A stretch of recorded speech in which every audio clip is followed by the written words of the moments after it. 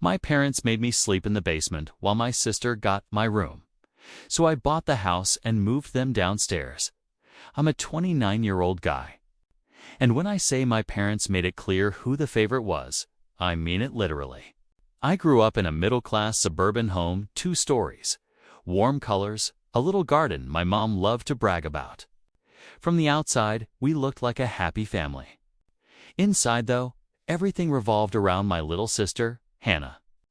She was 2 years younger, loud, sweet, and spoiled in ways I didn't even notice until much later, when she turned 10. My mom came into my room one Saturday with that fake cheerful tone she used when she was about to do something unfair. "Honey," she said, "Hannah's getting older now. She needs more space. You don't mind switching rooms, do you?" I remember staring at her, not understanding. "Switching rooms?" I asked. She smiled like it was no big deal. "You can have the basement. It'll be like your own little bachelor pad." The bachelor pad was a half-finished concrete box with a single bulb that buzzed like an angry fly. The air smelled damp, and in winter, I could see my breath. I dragged my twin bed downstairs and tried to pretend it didn't hurt. At night, I'd hear them laughing upstairs, Hannah showing off her new posters, my parents admiring how mature her room looked. I stared at the ceiling, counting the drips from a leaky pipe, pretending I didn't care. Sometimes I'd climb upstairs just to sit at the kitchen table, hoping someone would notice me. But my mom would say, "Sweetie, don't make Hannah uncomfortable in her space," as if I were invading a queen's castle. I learned to stay quiet, to live in the shadows of that basement. That's where the resentment began, cold, slow, and impossible to shake. And I had no idea then just how deep that wound would go. Growing up after that, the basement became more than just a roomette, was a reminder. Every creak of the floorboards above me was like a heartbeat of favoritism. Hannah got everything: the attention, the praise, the space to be herself. I got told to be grateful and stop overreacting. My dad used to joke that she was our little sunshine, while I was the quiet one. Quiet because I'd learned that speaking up only made things worse. I remember one Thanksgiving when I was 14. I brought home my report card, straight A's. I laid it on the table, hoping for even a flicker of pride. Before my dad could say anything, Hannah came bouncing in, holding a participation trophy from her cheer squad. "Look what I got," she squealed. Instantly, the room shifted. My mom gushed over her like she'd won a Nobel Prize. My report card was pushed aside under a pile of napkins. I sat there, invisible. My dad finally said, "That's great, buddy," without even looking up. It became a pattern. Her mediocrity was celebrated. My effort was expected. When she failed a math test, Mom said, "She's just stressed." When I got a B+, Dad frowned and said, "You're slipping." Even our relatives joined in. "Hannah's got such a bright future," they'd say at family gatherings. No one ever asked about mine. I started spending less time upstairs. The basement became my refuge, a place where I didn't have to compete for love that was never coming. I'd sit there with my headphones on, pretending the muffled sounds from above were just ghosts of a life I didn't belong to. One night, I overheard Mom telling Dad, "You know, Hannah's special. He'll be fine on his own." That was the night I realized something harsh but freeing. Fine on my own might be all I'd ever be. And I promised myself, one day, I'd prove it. When I finally turned 18, I packed my life into one worn-out duffel bag and left without much ceremony. There was no big argument, no teary goodbye, just a quiet understanding that I didn't belong there anymore. My dad handed me $50 and said, "You'll figure it out." My mom didn't even come to the door. I remember standing outside that house, the air cold and sharp, thinking, I'm free. But I'm completely alone. College was supposed to be a fresh start. I got accepted on a partial scholarship, but between tuition, books, and rent, Money disappeared faster than I could earn it. I worked at a gas station during the nights, sometimes cleaning offices before class. I slept for hours a night, drank too much coffee, and lived mostly on instant noodles. Still, even when I was dead tired, I never missed a day. I was determined to build anything that was mine. Sometimes, when loneliness hit hard, I'd scroll through social media and see pictures of Hana posing in her upgraded room. The caption reading, "Family is everything." The comments were full of praise. My parents looked so proud, like they'd raised a perfect daughter. Not once did they mention me. It felt like I'd been erased. During breaks, I barely visited. When I did, it was awkward silence. Hannah would brag about her new car bought by my parents. Of course, and I'd just sit there, smiling politely, counting the hours until I could leave again. The basement was still there, untouched, the same peeling paint and damp smell. My old bed frame sat in the corner like a ghost of who I used to be. That night, lying on that same cold floor, I whispered to myself, "They'll never see me coming." It wasn't anger, it was a promise. And it would take years, but I intended to keep it. By the time I graduated, I was used to being invisible. I didn't expect congratulations or family pride. I'd learned to celebrate my own wins in silence. My degree was in business and real estate management, and while my classmates were still figuring life out, I already had a plan. I wasn't going to chase people's approval anymore. I was going to build something that made them regret underestimating me. My first job was with a small real estate firm. It wasn't glamorous. I spent most days taking inventory photos of rundown houses and fixing broken spreadsheets. But I paid attention. I learned how property values shifted, how banks negotiated foreclosures, how emotion drove decisions more than logic. My boss, a grizzled guy named Don, used to say, "Real estate is about patience and timing." People lose homes not because they're dumb, but because they get comfortable. That line stuck with me. Around that same time, I got a call from home. My mom's voice was softer than I remembered. "We're just checking in," she said, but the conversation quickly turned to Hannah. "She's engaged. Can you believe it? We're helping them with the down payment on their new place." I forced a congratulations and hung up, staring at my small apartment's cracked walls. They were still investing in her future while I was clawing my way toward mine. Months passed, and I started to hear rumors from people back home my parents had taken out another loan. Something about paying for Hannah's wedding, remodeling the house, maybe even some credit card debt. I didn't say anything, but something inside me tightened. That house had been my prison once, but it was also theirs now. The walls that shut me out were starting to crumble, and for the first time, I wasn't the one trapped inside. I didn't know it yet, but fate was about to hand me the perfect opportunity. And when it came, I wouldn't hesitate. It happened on an ordinary Tuesday. I was at work, eating a stale sandwich at my desk, when my phone buzzed. It was a text from my high school friend, Jake. "Dude, isn't this your old house?" I frowned and clicked the link.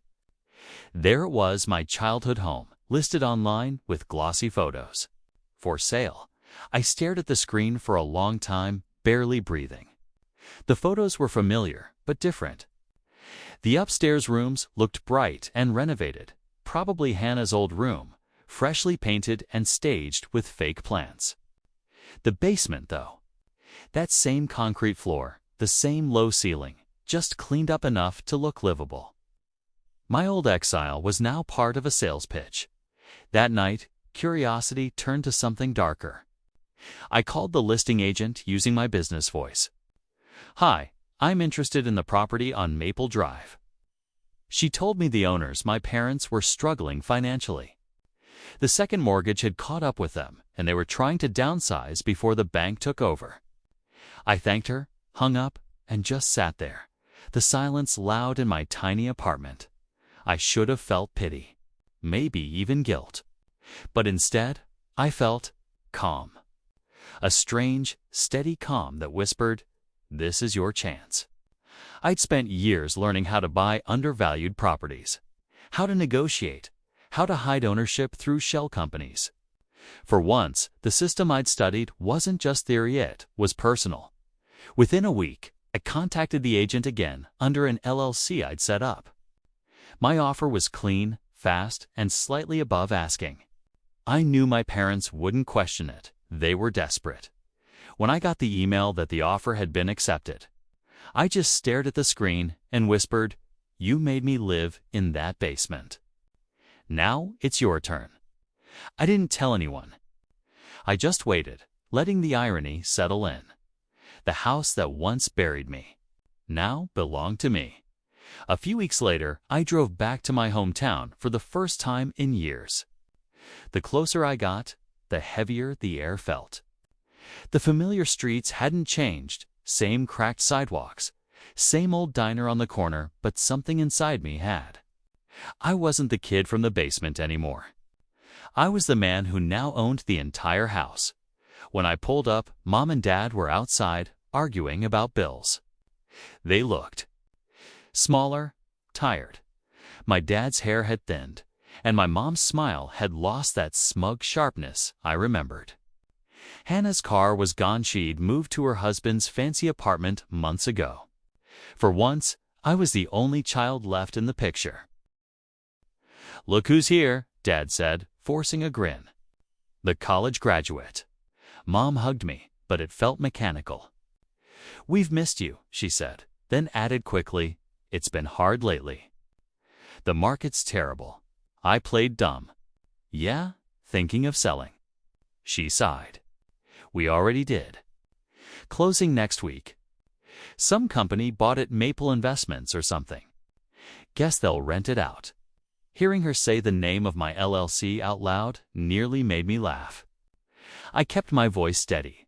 "That's rough. But maybe the new landlord will let you stay." Mom's eyes brightened. "Oh God, that would be such a blessing." I stayed for dinner, pretending everything was normal. The same table, the same seats, but now I wasn't invisible. I was in control. I noticed the cracks in the walls, the stains on the ceiling, signs of years of neglect. The house didn't look like the proud home they once bragged about. It looked tired, just like them. Before I left, my dad clapped my shoulder.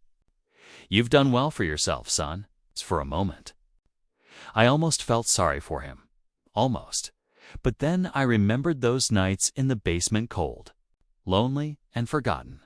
And pity wasn't part of the plan. When the sale finally closed, I didn't show up in person. Everything went through email and my property manager, an older guy named Frank, who handled the formalities. Within days, the paperwork was done. My parents were now officially tenants in the house they used to own. Tenants of me, Frank called me a week later. "They want to rent the basement," he said, almost laughing. "The upstairs is too expensive for them." I had to step away from my desk to hide my grin. The same cold, damp basement they'd banished me to. Now it was their affordable option. I approved the lease without hesitation. "Make sure the terms are firm," I told Frank. "Rent's due the first of every month, no exceptions." He chuckled. "You got it." When I visited a few weeks later, everything felt like a strange déjà vu. The upstairs, my old bedroom, Hannah's old room, had been repainted and rented to another tenant. Clean walls, modern furniture, sunlight pouring through the windows. It didn't even look like the same house. But downstairs, in the basement, my parents had set up camp. A futon, a small TV, 2 space heaters buzzing in the corner. "Can you believe this?" My dad said when he saw me. "We're starting over." "It's humbling, but we'll get through it." Mom sighed, tugging her cardigan tighter. "The landlord seems strict, but fair." I smiled. "Yeah, he usually is." Every month, the rent came in on time. I'd see their payments pop up in my account and just stare at the screen for a moment. There was something poetic about it, Every dollar was like a tiny repayment for every cold night I spent down there. Wondering why I wasn't good enough to live upstairs, still, I didn't feel the satisfaction I thought I would. There was something hollow about it, like revenge had only filled half the emptiness. But the past wasn't done with me yet. Because the truth, like a ghost in that basement, was about to rise to the surface. It happened on a Sunday afternoon. I was at work, catching up on emails, when my phone started buzzing nonstop. Missed calls. Texts from numbers I hadn't seen in years. One of them was from my sister, Hannah. Her message was short but sharp. "What the hell did you do?" Apparently, she'd stopped by our parents' place for a surprise visit. They'd proudly shown her the basement apartment, acting like it was temporary just until things stabilized. But then she'd noticed something small. A letter on the kitchen counter addressed to Maple Investments, LLC, my company. My name printed underneath in fine print. Hannah confronted them right there. "You're renting from your own son," she'd shouted, holding the envelope up like evidence in a courtroom. Mom had gone pale. Dad just sat down, silent, like the wind had been knocked out of him. That night, my phone rang again. It was Mom. Her voice was trembling. "How could you do this to us?" she said. "To your own family." I leaned back in my chair, staring at the ceiling. "You made me live in that basement for years," I said quietly. "I learned from you." She started crying. "You're cruel. You've changed." I wanted to tell her she was right, that I had changed, that the boy she ignored was gone. But all I said was, "No, Mom, I just finally understood what you taught me. People live where they're placed." There was silence. Then the sound of her muffled sobs before she hung up. I sat there, heart pounding, not knowing if I felt triumph or shame. That night, sleep wouldn't come. The satisfaction I'd expected felt sour. I kept seeing her face, the same woman who once told me to be grateful for the basement. Now she was the one trapped below. For the first time in years. I wasn't sure if I'd gone too far, but it was too late to undo what I'd done none than the days after the reveal. The calls didn't stop. Relatives I hadn't spoken to in a decade were suddenly moral philosophers. "How could you do that to your own parents?" One aunt scolded over the phone. "They raised you." Another cousin texted, "Damn, bro.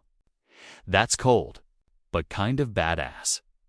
The split was clean, half of them outraged, half quietly applauding me for finally standing up for myself. I didn't answer most of them. I buried myself in work, pretending the noise didn't get to me. But it did. Every time I saw my mother's number light up on the screen, guilt twisted somewhere deep in my chest. I didn't block her, but I didn't pick up either. Instead, I reread the old texts she'd sent over the years, mostly reminders about holidays. Never questions about how I was doing. They'd only called when they needed something. That realization helped numb the guilt, but it didn't erase it. Weeks passed. Rent kept coming in on time. The house ran smoothly, but I stopped visiting. I told Frank to handle all communications. I just couldn't face them. At night, though, I'd think about the small things, the sound of my dad's laugh when I was little, the smell of my mom's cooking on Sundays, the version of them that existed before the favoritism poisoned everything. It made me wonder if I'd punished the people they used to be, not the ones they'd become. One evening, Hannah texted me. "They're not doing well. Dad's health is slipping. Mom barely leaves the basement." I stared at the message for a long time. My instinct was to ignore it. But something inside me, the part that still wanted closure, wouldn't let me. I typed back, "I'll visit soon." I didn't know if I was going there to make peace or to remind them what they'd made me into, but either way, it was time to face the basement again. When I finally went back, it wasn't just to see my parents, it was because Hannah's life had started to fall apart too. Her perfect world, the one my parents had built brick by brick around her, had cracked. Her husband had cheated on her with a coworker and kicked her out of their condo. The golden child had lost her shine. She was sitting on the front porch when I pulled up, arms wrapped around her knees, face streaked with makeup and tears. For the first time in my life, she looked small human. "He left me," she said, before I could even say hello. Her voice was hollow, stripped of all the arrogance I grew up with. Inside, the basement felt colder than I remembered. My parents had turned it into a sad mirror of their old life, mismatched furniture, a flickering lamp, a damp smell of mildew. Mom looked older, her hair grayer, her energy drained. Dad barely spoke. He just coughed occasionally, each one sounding heavier than the last. The silence between us was thick, like all the unspoken words from the past 20 years had filled the air. That night, Hannah asked if she could stay just for a while. I almost said no out of pure habit, but something in me softened. "The basement's taken," I said quietly. "You'll have to figure it out with them." Her eyes widened with embarrassment, but she didn't argue. She slept on the couch that night, the same couch I'd bought for the upstairs tenant. Lying awake later, I couldn't shake the irony. The people who once lived comfortably above me were now stacked below me, literally and figuratively. Hannah in exile, my parents in the basement, and me. I was the one holding the keys, but as I watched them suffer in silence, that old anger didn't feel satisfying anymore. It just felt heavy, and, for the first time, I wondered if revenge had gone too far or not far enough. A few weeks later, I went back again, this time with no pretense, no mask of indifference. The air in the house was heavy with the scent of old carpet and unspoken regret. Mom was in the kitchenette, stirring soup that smelled faintly burnt. Dad was in his recliner, coughing into a tissue, thinner than I'd ever seen him. Hannah wasn't there. She'd gone to stay with a friend. For the first time, it was just the three of us, like ghosts circling the ruins of what used to be a family. Dad looked up first. "You came," he said quietly, like it surprised him. "Yeah," I answered, sitting across from him. "I came." For a while, no one spoke. The only sounds were the hum of the heater and the occasional drip from the pipes. Then Mom's voice broke the silence. "We were wrong," she said, her eyes fixed on the floor. "About so many things. About how we treated you." Her voice cracked, but she didn't look at me. "We thought we were doing what was best for everyone. We didn't realize what it did to you." I let the words sink in. I'd imagined hearing that for years, but now that it was real, it didn't feel triumphant. It felt sad. "You didn't just treat me differently," I said.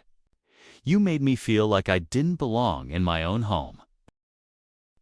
Dad's eyes glistened, and for the first time, he didn't try to defend himself. "I was hard on you because I thought it would make you stronger," he said. "I see now, it just made you leave." We sat there in the stillness, three broken people in a basement that had once been my punishment and was now their cage. Finally, I stood. "I'm selling the house," I said quietly. "I'll make sure you have somewhere decent to go." Mom nodded, tears rolling down her cheeks. "Thank you." As I turned to leave, I realized this wasn't revenge anymore. It was closer, raw.